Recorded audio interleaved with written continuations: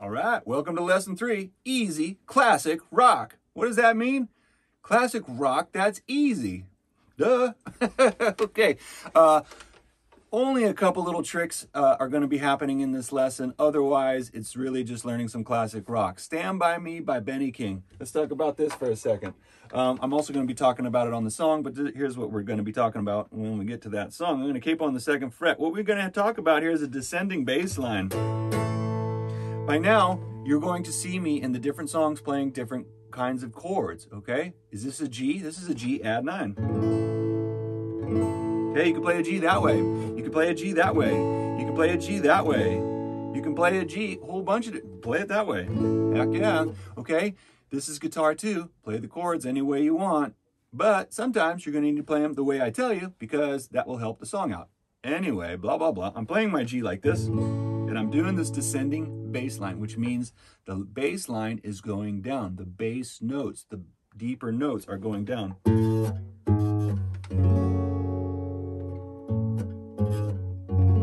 Sometimes you'll hear a song do this. Here's a descending bass line from a C down to an A.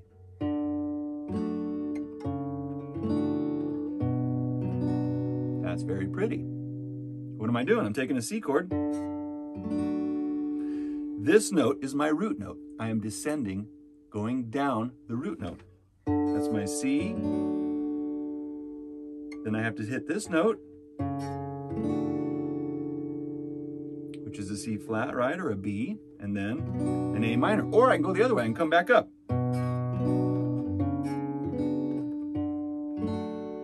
Same thing with an E minor. Different ways to think about that. It's a little concept you and I are going to be exploring on Stand By Me. When the night has come and the land is dark, I move that bass line down. That's what we're going to be doing in Stand By Me. Why Stand By Me? One of the greatest songs of all time. I know. But easy classic rock. That's where we're at. Start Me Up by the Rolling Stones. I'll do all the explaining on that song when we get to that song. That's just easy peasy lemon squeezy easy songs. Rolling Stones. Most Rolling Stones are pretty easy. Why? Well, like Keith Richards once said, he's like, I don't want to go up on stage and just worry about stuff all night. I want to play nice, easy, fun songs. No complaints from me. Then we're going to do I Still Haven't Found What I'm Looking For by U2. Finally, some U2, so that's going to be some good stuff. Easy chords, nothing going on there. It's just kind of a little tricky arrangement from time to time. So that's going to be cool. Let me grab my notes and move on here. Okay, Margaritaville by Jimmy Buffett. Where's the Jimmy Buffett? Depends on what country you're in. Margaritaville, yeah, just one of the greatest songs. So that's going to be fun. Okay, then Brown Eyed Girl by Van Morrison. Some of you might be saying, who's Van Morrison?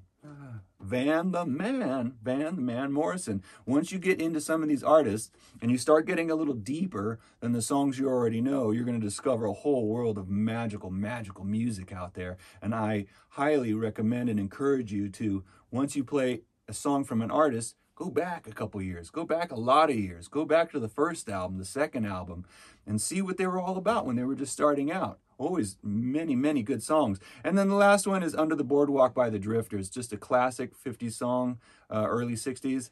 I get that requested a lot, Under the Boardwalk. So we're going to be doing that song. No tricks in there, but there is a G7. So here's one way to think of a G7. Okay? Can you play a G that way? Still not, huh? Today's the day. You better get on it. Start learning your G like that. The hardest part is just that stretch between those two fingers. One on top, one on the bottom. This chord's the same. It's just using different shapes, right? Okay, so a way to think of a G7, if that just blows your mind, do a C chord. Take these two fingers, go up. Take that one finger and go down. So those two go up. That one goes down. G7. Can you get there fast? I hope so. Guitar too, right? G, G7. If you play your G this way, that G7 is not going to be a big deal. If you play your G like this, you're going to have to just do a big switcheroo.